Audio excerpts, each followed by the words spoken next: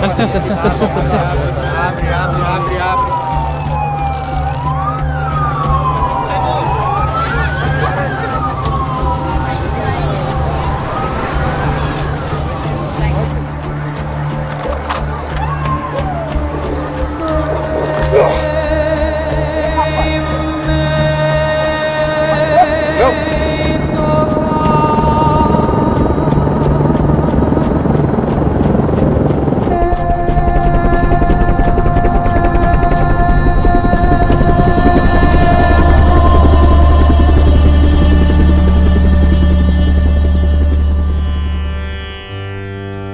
Quando soube que faria uma reportagem na Amazônia, junto com um jornalista inglês, pensei logo, vai ser uma roubada.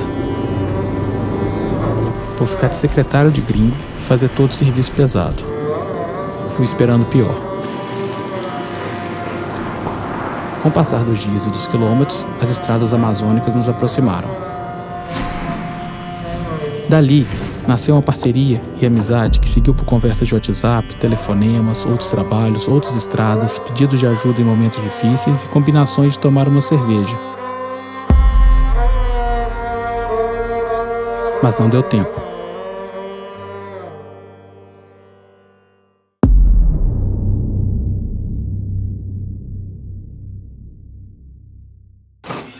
Soube que o Dom estava desaparecido na segunda-feira, 6 de junho. Fiquei preocupado, mas minha reação foi pensar que em breve ele daria notícia. Pensei que poderia ter tido algum problema, como falta de combustível. Nada grave.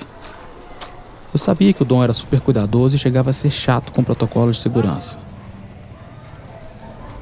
Eu me apeguei a esses pormenores para ter esperança. No final da manhã de segunda-feira, enviei uma mensagem para ele. Dom, dá notícia.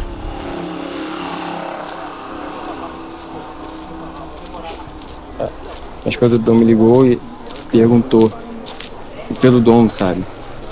João, você sabe dele? Ele era pra ter chegado em Atalaia ontem, me ligou na segunda, cedo. Tava com o Bruno, conhece o Bruno? Era pra ter chegado na segunda, aí eu falei, ali, eu tinha que fazer uma viagem de uma semana, fiquei 4, a Amazônia não existe. Toda hora que você vai fazer liga. Regra é não ter regra, a regra é não ter horário. A Amazônia é imprevisto no nosso trabalho, né? Então me agarrei muito a isso. Fazia tempo que não encontrava o João Laé. Ele é um cara e tanto, além de um excelente repórter fotográfico. A última vez foi junto com o Dom, quando fomos fazer a cobertura do Dia do Fogo, há quase 3 anos. Você cobriu uma merda tão grande assim? Que te afetasse tanto? Eu acho que não, porque dessa vez já cobri muita coisa assim, muita desgraça, mas uma coisa com envolvimento pessoal dessa maneira não.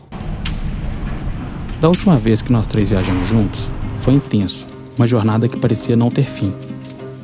A gente foi até o Pará investigar o episódio que ficou conhecido como Dia do Fogo.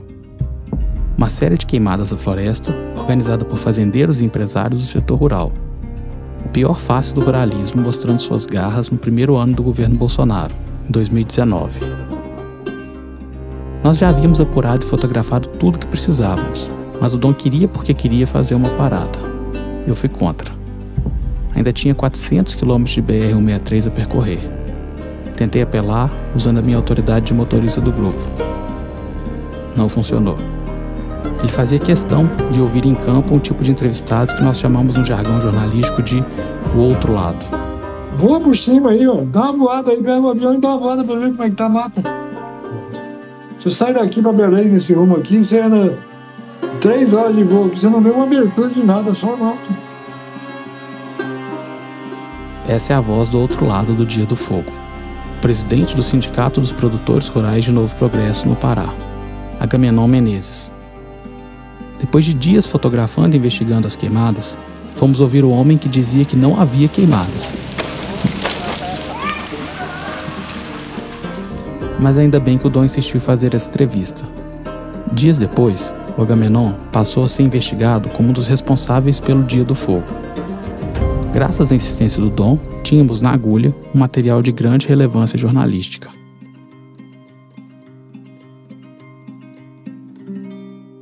outro.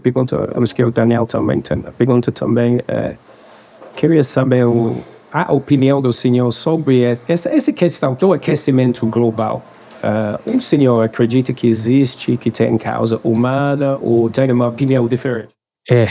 O Dom gostava de fazer perguntas difíceis. Os novos números de desmatamentos estão mostrando um crescimento assustador. Como o senhor presidente pretende convencer, mostrar para o mundo que realmente o governo tem uma preocupação séria com a preservação da Amazônia? Primeiro você tem que entender que a Amazônia é do Brasil, não é de vocês. Nenhum país do mundo tem moral para falar sobre a Amazônia. Nenhum país do mundo tem moral para falar. O Dom fez essa pergunta ao Bolsonaro 3 meses antes da entrevista sobre o Dia do Fogo no Pará. Após a entrevista com Agamenon, quando entramos no carro para seguir viagem, Dom não escondeu o espanto. "Caraca", ele disse, numa expressão bem carioca que repetia sempre e já estava fundida ao sotaque inglês dele. É impressionante como o discurso dele parece com o do Bolsonaro, observou. Dias antes, quando estávamos atrás dos focos de incêndio, um homem nos abordou para perguntar se era ele o jornalista que o Bolsonaro detonou. Dom ficou assustado com a repercussão. É que Bolsonaro publicou esse vídeo com a pergunta do Dom e a sua resposta nas redes sociais. A intenção foi lacrar em cima do jornalista e jogar para sua plateia com a contumaz grosseria.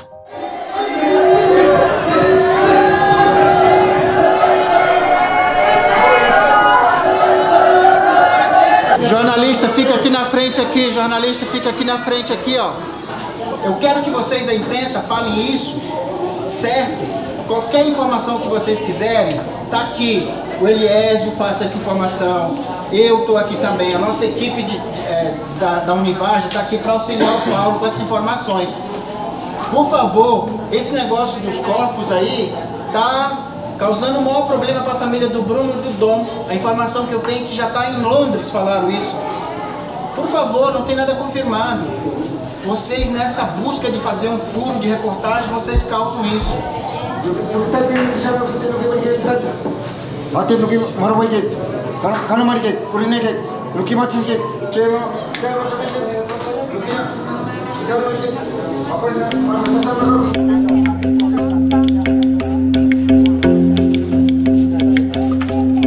A comoção dos indígenas com o sumiço de Dom e Bruno é bonita demais. É diferente de como nós reagimos às injustiças com eles. Jornalistas devem manter uma certa distância, se afastar daquilo que reporta para garantir uma utópica isenção, para não ser guiado pela emoção. Já os indígenas estão ali de corpo presente, com os rostos pintados, gritando e manifestando como se Dom e Bruno fossem um deles, Canamari, Marubo ou Maioruna. Sempre que faço cobertura sobre os povos indígenas, me sinto um pouco gringo. Sigo assim já tendo feito várias reportagens e até me familiarizado com o território. Acho que a maior diferença é essa entrega, a disponibilidade total, que custa suas próprias vidas. Mesmo os jornalistas com mais engajamento não têm esse grau de envolvimento. Nosso papel é outro. Ou era outro. A Amazônia deve ser respeitado. Os brasileiros devem ser respeitados. Deve ser tratado com carinho aquilo que é garantido na Constituição Federal. Nós queremos apenas a nossa paz, que o nosso território seja respeitado, porque a nossa feira, o nosso mercado está no lago, está na terra, está na floresta. Se tudo isso acabar, os parentes isolados no mato e das aldeias vão passar fome.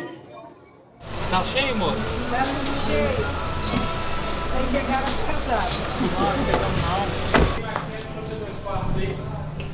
Hein? Vocês são 3, né? É, vamos ficar com os 2. Tá. Até o final. Chegamos em Atalaia do Norte no domingo, exatamente uma semana depois do sumiço do Dom e do Bruno.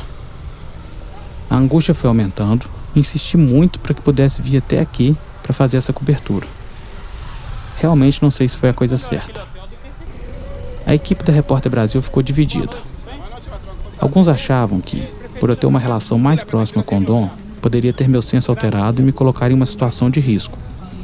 Tinha uma boa dose de medo de perder mais um.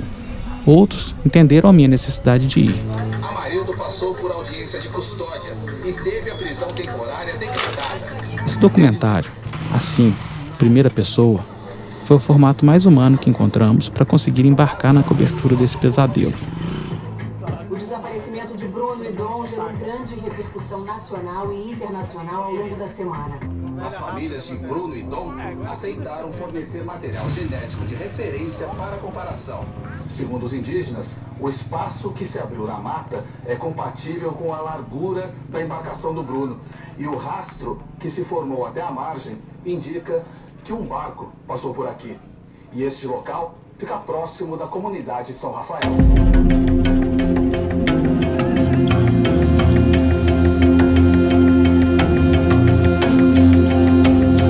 Dias antes da minha chegada, a polícia havia prendido um suspeito, pelado. Ele não confessou o crime nos primeiros dias e as buscas continuaram. Na segunda-feira, alugamos um barco e fomos acompanhar as buscas. Como nós, muita gente veio cobrir o sumiço do colega, um daqueles momentos raros em que a imprensa para de competir e se dá as mãos. Mas o clima não estava nada bom. Muitos que estão aqui, no barranco do Rio Itacoaí, são jornalistas experientes, com décadas de profissão, cobriram guerras, enfim, são casca grossa e estão acostumados com o tranco. Caco Barcelos é um deles. Tudo bem? Experiente que é, Caco percebe o frisson dos colegas com a sua presença. Para quebrar o gelo, ele mesmo sugere uma foto para registrar o momento. Ele pede para ele tirar. Na hora eu gostei da ideia, mas não consegui abrir um sorriso.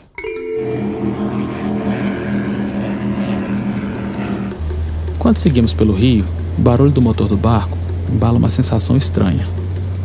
Acho que é angústia.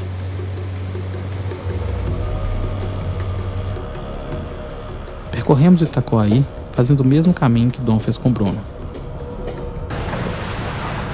Pessoal, não teve necessidade não, né? Nada.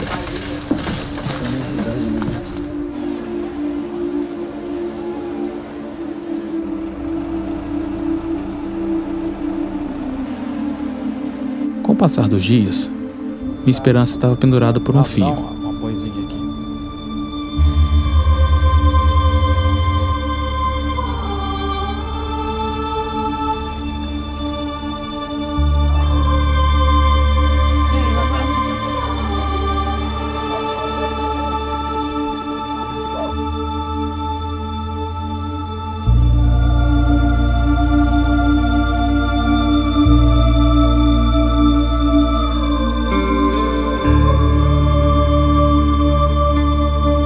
Só uma informação, delegado.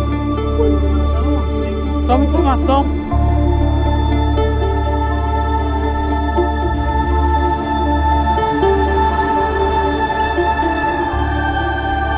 De boa, tá quente, a gente tá sem carro, só uma dica. Só, espere aí, aguarde. Espere. Valeu.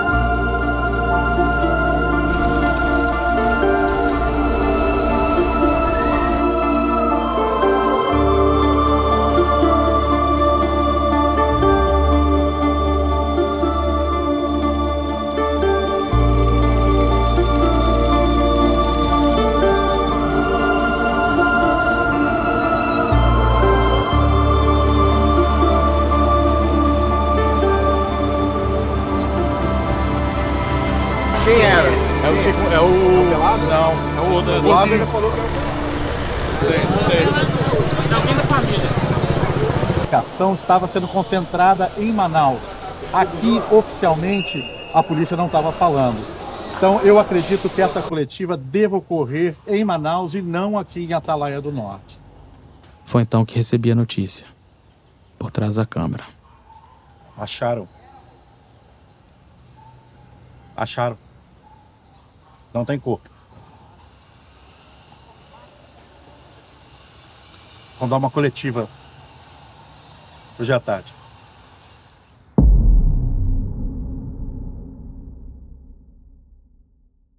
Ô Daniel, é o seguinte, a situação de que apareceu o corpo é conversa ainda.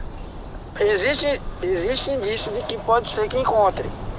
Mas até 11h30, quando eu tive a informação, é que foi deslocada uma equipe pro local. Agora já são 1 hora. aonde supostamente pode ser que encontre os corpos lá, beleza?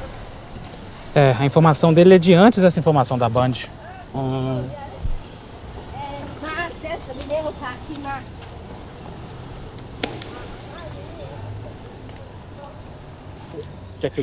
Quem que te passou essa informação? Valteno de Oliveira é um repórter da TV Bandeirantes em Brasília, tem fontes muito próximo de fontes de segurança e ele recebeu essa informação de policiais federais de que o corpo, de que o dos Santos informou aos policiais que ele e o Pelado assassinaram o Dom e o Bruno.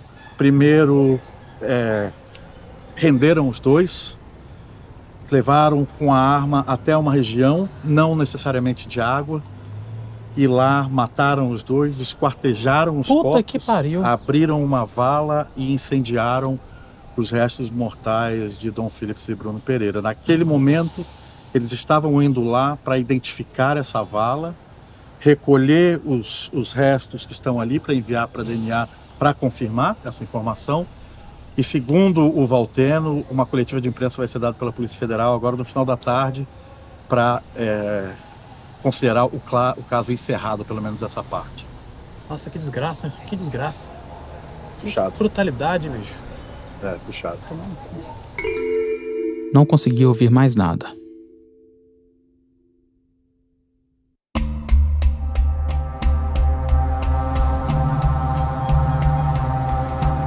Fomos todos para o porto e ficamos lá por muitas horas, sob sol abrasador, aguardando os corpos chegarem.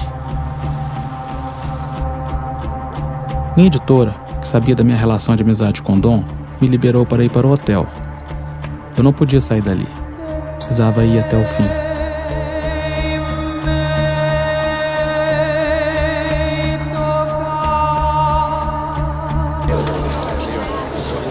Acompanhar a chegada de Amarildo da Costa, o Pelado, saiu daqui hoje cedo da Polícia Federal para poder identificar aonde os corpos de Bruno e Dom Philips estão escondidos. A Polícia Federal que levou o pescador Amarildo da Costa de Oliveira para o local onde Bruno Pereira e Dom Philips foram vistos pela última vez.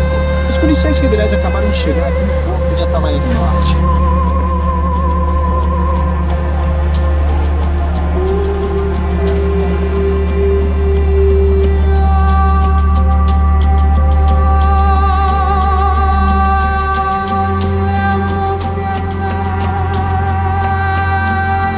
O SBT falou que o ministro da Justiça confirmou. Confirmou que acharam os corpos. E foi naquele ano. Eu só escutei o cara falando aquilo. Aí cada hora chega uma notícia mais bárbara, né? Pessoal, vamos liberar o espaço aí, por gentileza.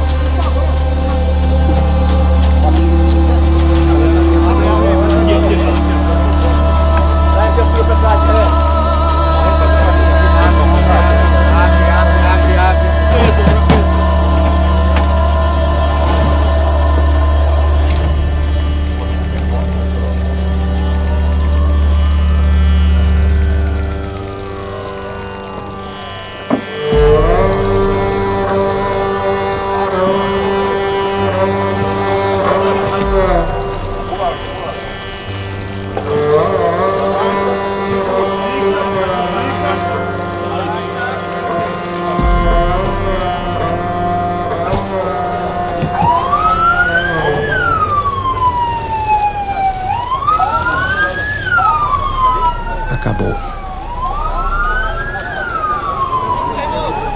O combinado é que, dali, iríamos para o hotel. Eu não sei bem porquê, mas o Caio, nosso câmera, entrou num frenesi. Quis acompanhar os corpos até o último segundo possível. Ao ver essas imagens, percebo que não era só ele que estava perturbado, correndo em direção a quê? Até hoje eu não sei.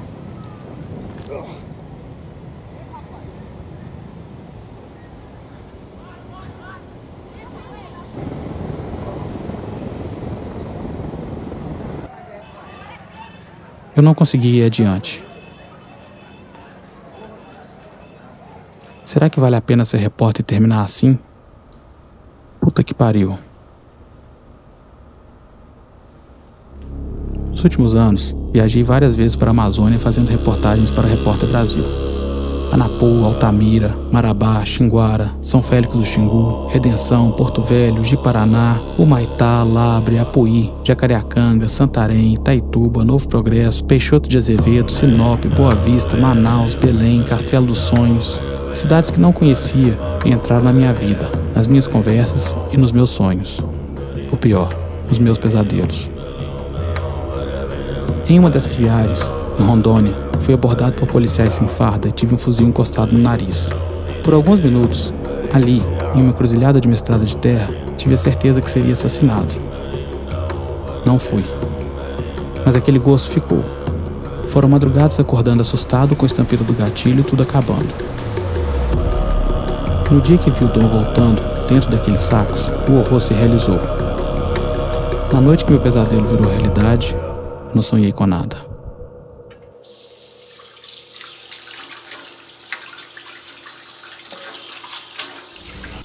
Não sei bem como, mas no dia seguinte, levantei da cama e segui.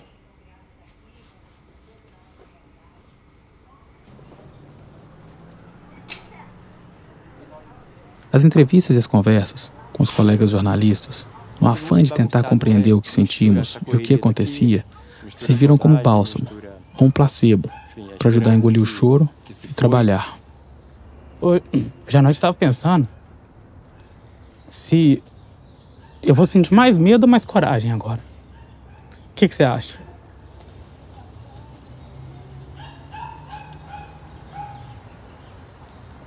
Eu vou sentir mais coragem, amigo. Eu não sei. Acho que tudo isso, de alguma forma, está impregnado com esse essa atmosfera tóxica que tomou conta do país nos últimos anos. Não conheci o Tom Phillips pessoalmente. Sem dúvida, ele era um dos que mais sentiu o peso de tudo. Correspondente do The Guardian na América Latina, Tom viveu uns anos trabalhando na China e, justamente nesse período, seu quase xará, o Dom, passou a colaborar com frequência para o jornal inglês a partir do Rio de Janeiro. Depois da conversa com Tom, foi entrevistar o indigenista Orlando Possuelo e soube que os indígenas tinham uma viagem marcada para o Maranhão, onde fariam um intercâmbio com indígenas de lá. Os vigilantes do Vale do Javari conheceriam os guardiões da floresta do povo Guajajara, em um grande encontro de resistência pela floresta. Meu olho brilhou. E quem articulou e agendou tudo foi o Bruno Pereira, assassinado junto com o Dom.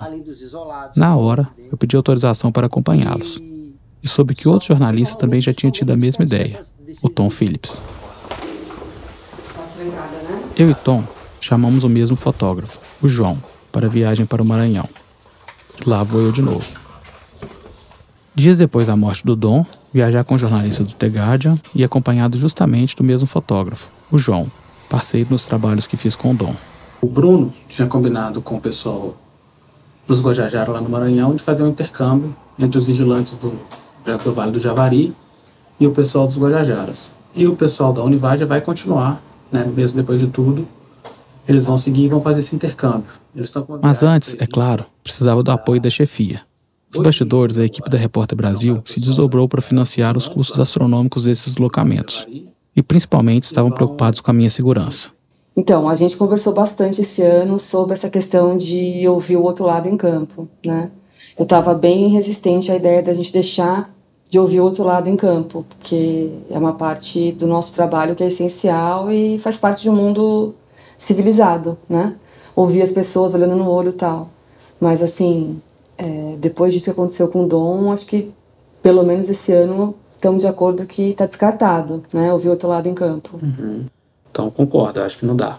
Não dá, a gente depois gostaria de ouvir a versão deles, eu acho que é importante, né? Mas a gente não tem segurança para isso, não. Então, é fazer e depois a gente tenta fazer isso por telefone ou outra forma de contato, porque não dá para dar sopa mais, não. Depois disso, o que rolou lá em Atalaia com Bruno e com Dom, os caras foram entrar na comunidade e foram pegos. E justamente, né, o Bruno era um cara que estava tentando trazer os locais para um acordo, o Dom tentando ouvir. O Dom tinha essa parada, né, de sempre tentar ouvir. Eu lembro de tentando, não, quero conversar com o garimpeiro, quero ouvir e tal. E ouvir as razões, assim. Não tem essa visão, não tinha essa visão estanque assim de o mal contra o bem, saca? As coisas são dúbias, misturam às vezes. E aí, eu também acho que é assim. E a gente precisa ouvir todo mundo. Só que nem todo mundo tá querendo ser ouvido, né?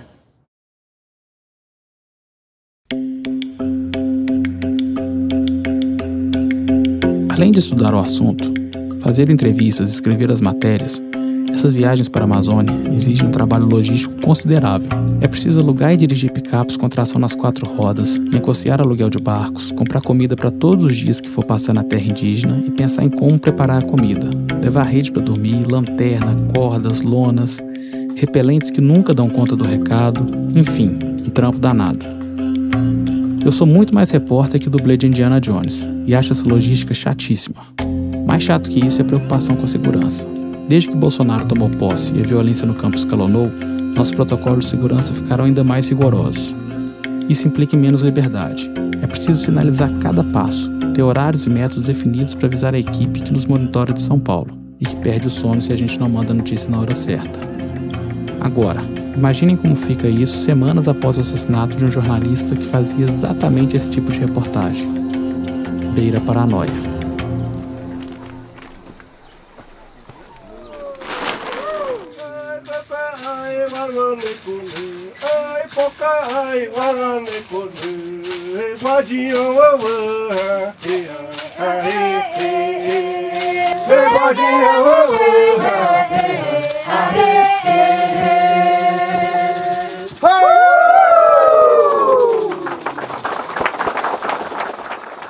Meu nome é Tom Phillips, sou jornalista inglês, correspondente do jornal inglês The Guardian. Tivemos algumas semanas difíceis, né? Como os senhores e as senhoras sabem, né? Perdemos um amigo nosso lá no Javari. Salve de palmas! É comum que os indígenas peçam para que os jornalistas se apresentem a toda a aldeia antes de começarem qualquer entrevista. A intenção desse ritual é tirar algum compromisso da equipe. Talvez o jornalista de primeira viagem tivesse receio de se posicionar e fizesse uma fala sobre imparcialidade. Mas como ser imparcial quando um lado está matando o outro? Neste momento, mais do que nunca, o assassinato do Dom nos colocou de forma clara em um dos lados dessa guerra. É um trabalho muito difícil pra gente porque tanto eu como o Tom, a gente era muito amigo do Dom. A gente trabalhou junto algumas vezes, eu e o João e o Dom viajamos, fomos para a Amazônia fazer matéria no Pará. E o que a gente pode fazer, né, quando acontece uma coisa dessa, é continuar o trabalho. É para isso que a gente está aqui, é para contar essas histórias, mostrar o que está acontecendo e da forma mais fiel possível ao que vocês contarem para a gente. Tá legal? Muito obrigado, gente.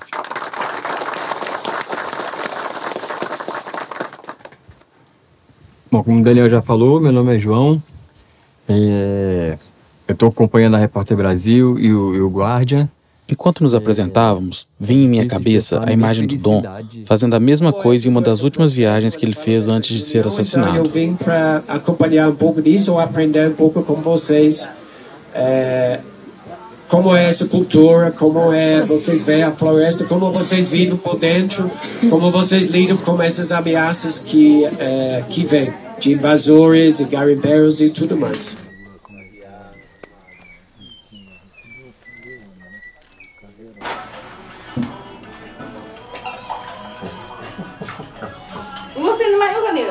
Lá em Atalaia do Norte, a gente conversou, né, acompanhando as buscas lá, a investigação, e eu te perguntei se com o que aconteceu com o Dom, você ia ter mais medo ou ia ter mais coragem.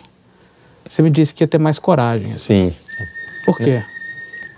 Não, porque acho que depois que aconteceu com o Dom, a gente se sente encorajado, mais com uma reação, não sei se propriamente uma inteligência, né, da minha parte. Deixa eu te perguntar uma coisa, Tom. Você chegou em algum momento a ter dúvida assim, se você deveria ir pela proximidade, pelo contato que você tinha com o Dom, se você deveria cobrir isso em loco ou pedir para outra pessoa fazer? Ou isso nem passou pela sua cabeça? Não, nem passou pela minha cabeça. Eu descobri o do desaparecimento, o aparente desaparecimento, na segunda de manhã, né? Mais ou menos 24 horas depois do crime, né?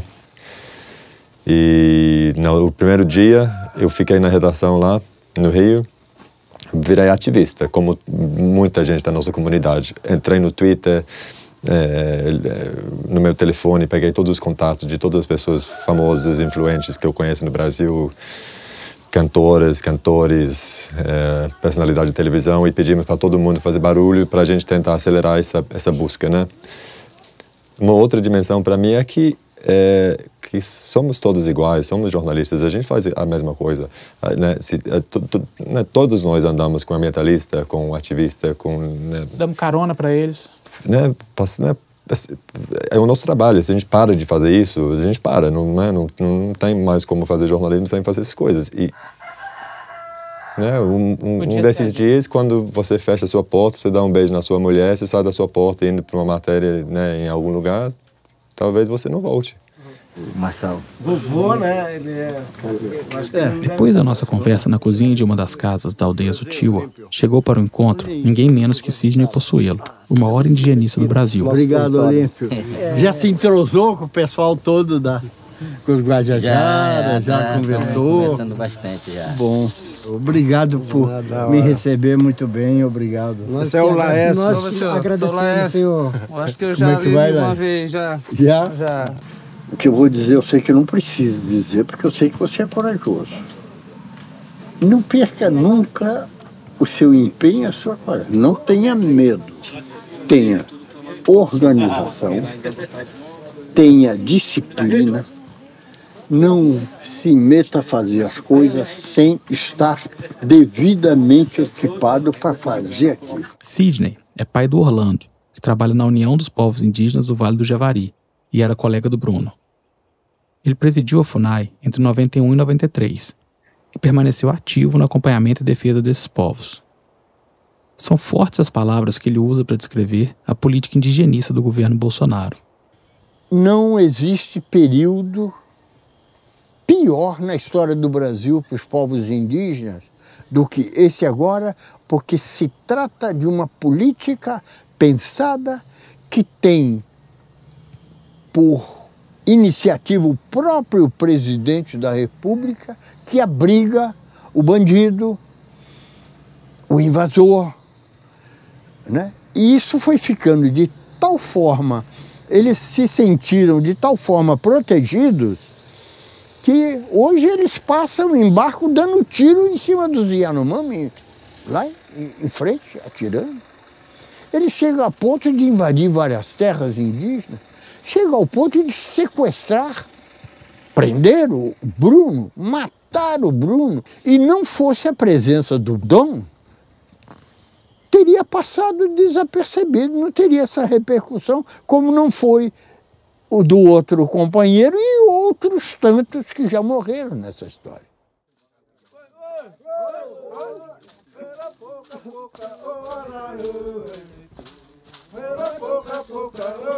A violência na terra indígena onde estamos é imensa. Nos últimos 20 anos, 50 Guajajara foram assassinados, segundo o Conselho Indigenista Missionário. Um deles foi Paulino, assassinado ao lado de seu amigo Laércio, esse de corpo pintado. Assim como o Paulo fez e outros, né? Se eu não corro de lá, até eu também. Tinha acontecido igual o parente que morreu, né? Se fosse achar nós, era daquele jeito, os dois, né? Mas nós temos Tupã no céu para proteger cada um de nós. E ele me tirou do meio da boca dos bichos lá, das cobras, né? Parte do intercâmbio entre os Guajajara e os vigilantes do Javari consiste em fazer rondas no território para identificar a presença de invasores, os madeireiros que entram na terra para roubar madeira.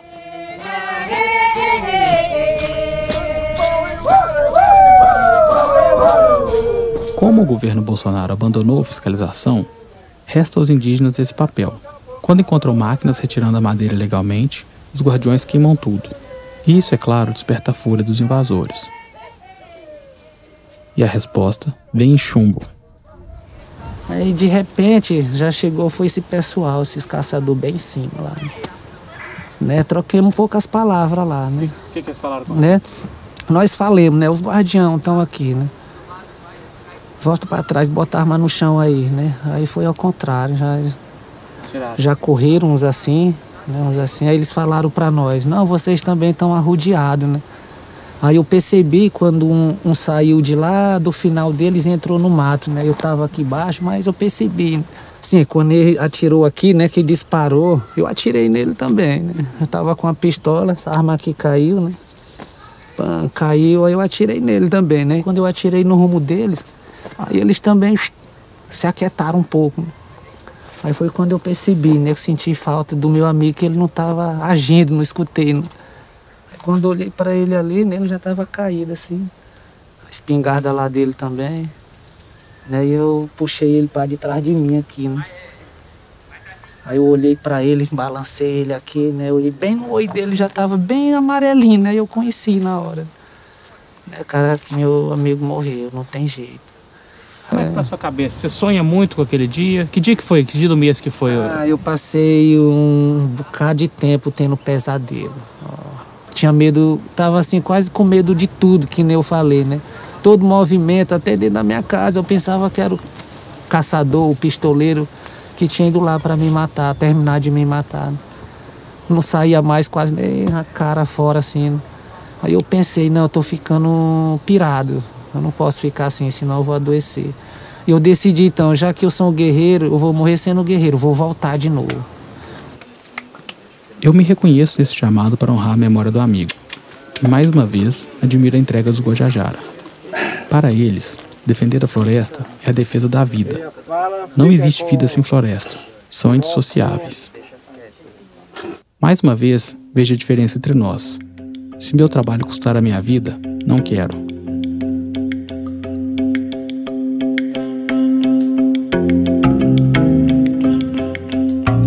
Nós acompanhamos a ação dos Guardiões da Floresta com dezenas de indígenas armados com espingardas, pistolas, facões, arcos e flechas. Nos dividimos em 2 das 10 caminhonetes pelas estradas esburacadas de dentro do território. Eles caminham dentro do território e logo identificam uma trilha por onde madeireiros estão atuando. Encontram o trator atolado em um córrego e colocam fogo na máquina.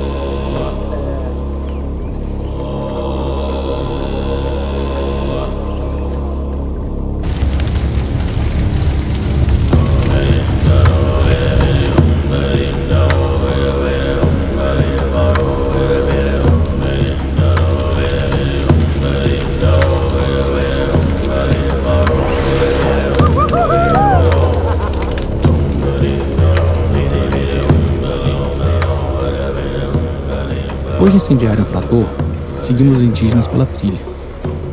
Eles têm informação sobre outro local onde madeireiros estiveram recentemente. O trajeto entre os 2 pontos é tenso. São 8 quilômetros de caminhada. A qualquer momento pode ocorrer uma emboscada em retaliação ao prejuízo causado pela destruição do equipamento. Acompanhamos os passos rápidos dos indígenas, atravessamos áreas alagadas e ficamos atentos a qualquer sinal de perigo. Eles encontram um caminhão e toras de madeira prontas para serem transportadas. Queimam tudo. Olha aqui, chefe, para ter a honra aí.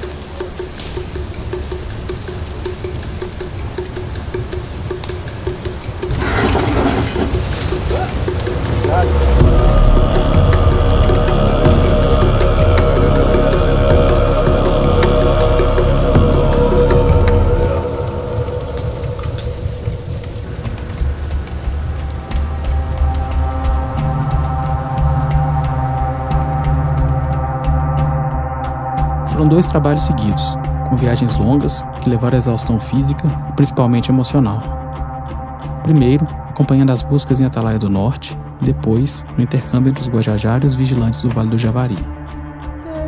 Voltamos para casa e as reportagens foram publicadas. Um mês depois, recebemos a notícia que mais um guardião Guajajara foi assassinado. Ele estava com a gente no encontro na aldeia Zutiwa.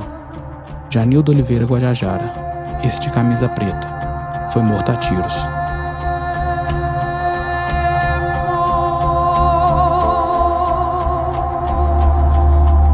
É fundamental dizer que para cada jornalista assassinado, há dezenas de indígenas, camponeses, quilombolas e sem terra mortos todos os anos no Brasil. A luta daqueles que tombam defendendo a Amazônia e seus povos não recebe um átimo do canhão de luz que a morte de Dom recebeu. Não é justo. parece que nem a morte nos iguala.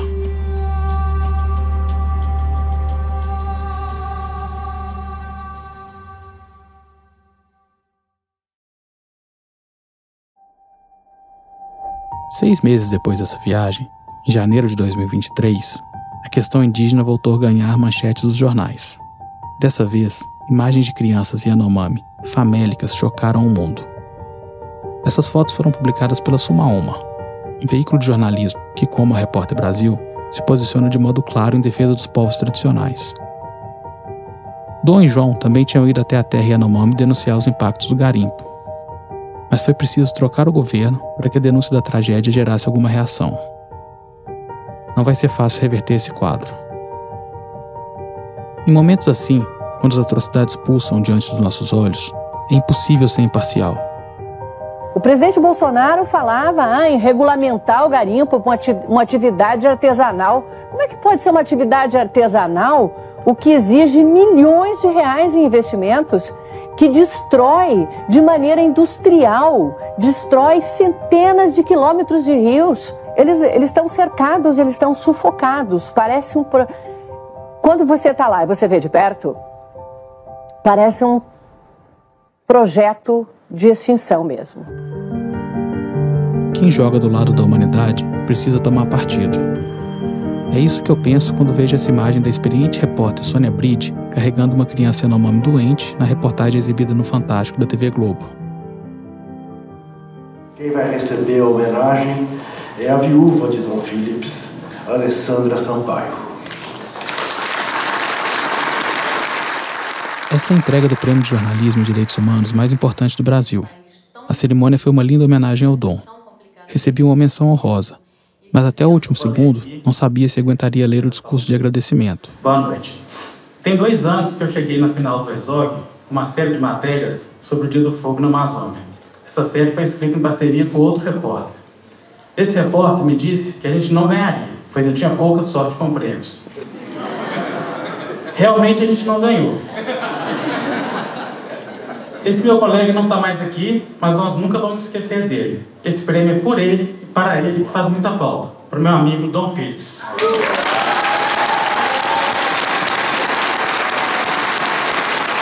Consegui. O broche verde na minha camisa foi um presente da Alessandra, viúva do Dom. Está escrito: Amazônia, sua linda. Foi essa a legenda da última foto que ele publicou no Instagram. Na imagem, um barco navegando por um rio de água marrom com som irritante do motor ao fundo. A frase ficava martelando na minha cabeça quando chegava para a próxima matéria, na aldeia Jardim Caburuá. Estamos mais uma vez em campo. Agora, sem o fuzuê dos jornalistas, como foi nas buscas ao Dom e ao Bruno. Viemos para a terra Munduruku, mostrar os efeitos do mercúrio que vem dos garimpos e prejudica a saúde dos indígenas. Essa também é uma região conflagrada, com ameaças de morte aos indígenas que resistem ao garimpo. Em 2021 teve aquele episódio que aconteceu lá em Jacareacanga, né? Eles atacaram a sua aldeia, a aldeia de sua mãe, Sim, não foi isso? Foi. O que aconteceu? Conta pra gente. Então a gente tava lá naquele momento e chegaram com um grupo grande, né? E começaram a tocar fogo e atirar, né? Então só tava eu, a minha irmã que tá ali com aquele que tá com o bebê, a minha mãe, meu pai e meu esposo, e eu tava com as crianças. Naquele momento eu não consegui fazer nada, né? Eles falaram que nós era criminoso, porque a operação tinha acabado de queimar os equipamentos deles e por isso que eles queriam queimar, que eu tinha que perder também tudo que eles perderam.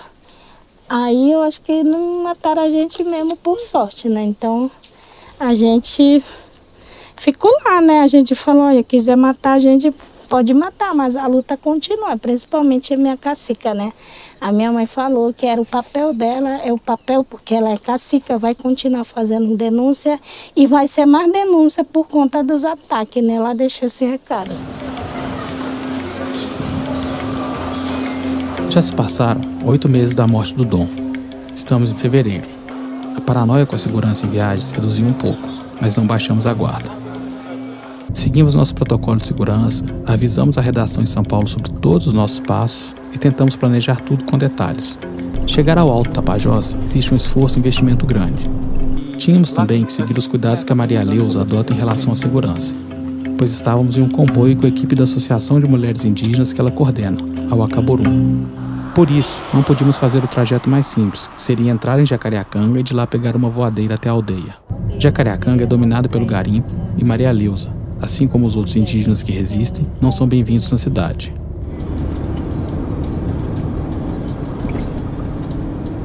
A gente parou aqui agora no quilômetro 180 da Transamazônica, mas tivemos que descer sem equipamento nenhum, porque é um entreposto de garimpo. Tem pista de avião, o pessoal fica voando para os garimpos e a gente almoçou aqui. Foi bem intenso, mas deu tudo certo. Estamos saindo agora. Valeu. Passamos pelo trevo, nas margens da rodovia Transamazônica, pegamos uma picada pelo mato e atravessamos as mochilas e equipamentos em uma canoa até chegar à margem do rio Tapajós, para, finalmente, atravessar de voadeira para a aldeia Novo Trairão.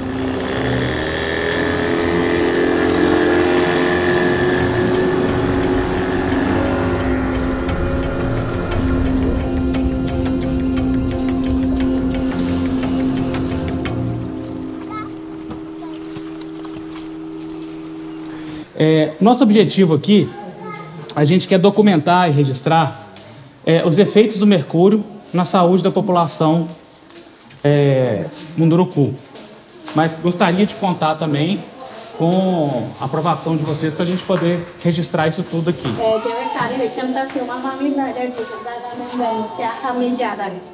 A gente, de uma certa forma, respeita que o trabalho de todo jornalismo que tem o compromisso de divulgar a verdade, de divulgar a luta de um povo, porque o mundo como um todo que precisa saber o que a gente passa, o sofrimento que a gente vivencia, que com essa questão do mercúrio, que é provocado pela atividade do garimpo, seja ilegal ou legal, os efeitos são o mesmo. Em janeiro, quando eclodiu a crise Yanomami, pensei que seria uma boa ideia ir para Roraima e seguir gravando este documentário de lá.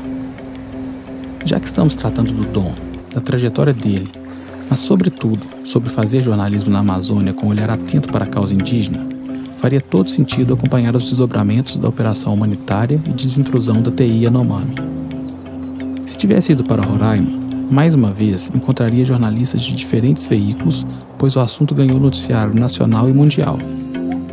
Mas, depois de conversar com as editoras, consideramos que era o momento de voltar a fazer o que sempre fizemos: reportar os problemas da Amazônia de maneira independente e também sem seguir grandes comoções e fluxos da imprensa. Afinal, são poucos que fazem esse trabalho, infelizmente. Decidimos aprofundar em uma questão séria, mas que carecia de reportagem de campo, com o repórter olhando nos olhos das possíveis vítimas de contaminação por mercúrio.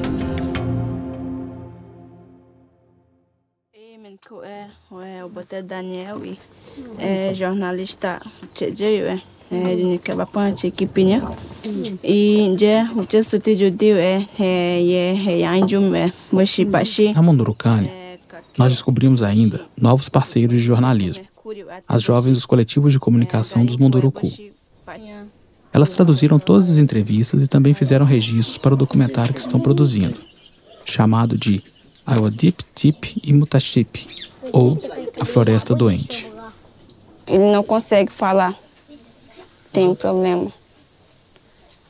Que a gente consome o peixe, que através do peixe que vem o mercúrio também, que a gente consome, come o peixe e transmite, a gente passa.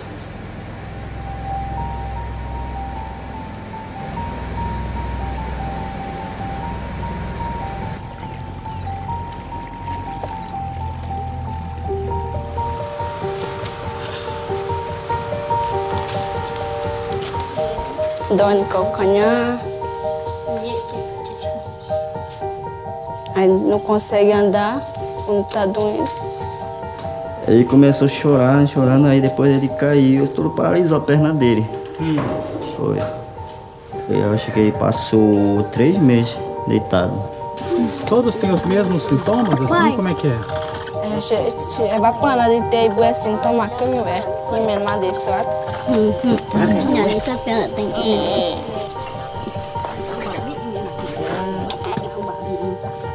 Eles não conseguem falar também. Nenhum deles? Sim.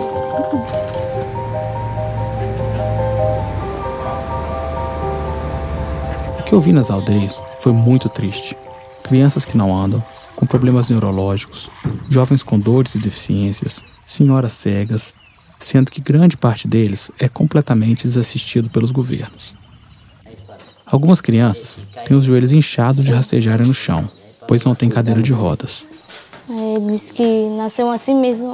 Quando era pequenininho, foi meio difícil para criar.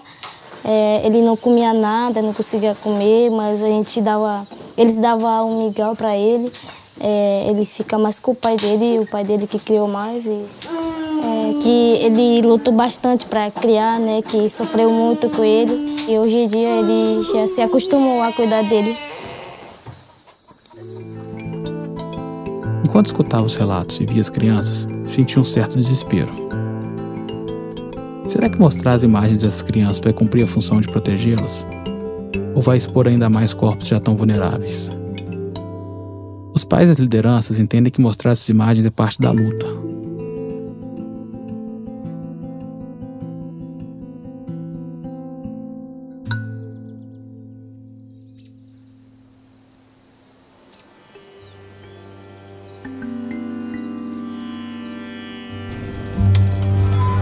Este é um trabalho que eu nunca queria ter feito.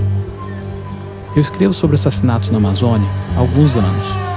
Por mais cascudo que eu fique com o passar do tempo, segue sendo triste sim histórias de sem terra, indígenas, quilombolas e tantos que são mortos. Mas porra, quando é um amigo, é doloroso demais. Cada passo que eu dava nas viagens que fiz para esse documentário, eu entendi uma frase que antes achava meio clichê. O luto vira luta. Aprendi que jornalistas não estão blindados das barbaridades do mundo. Ninguém está. O mundo que faço parte executa friamente indígena, padre, freira, jornalista. Talvez com esse documentário, alguns me rotulem como ativista. Talvez algum jornalista de paletó e gravata use isso contra mim no futuro. Paciência. Isso não vai me parar. No mundo em que vivo, escolher um lado é escolher a vida.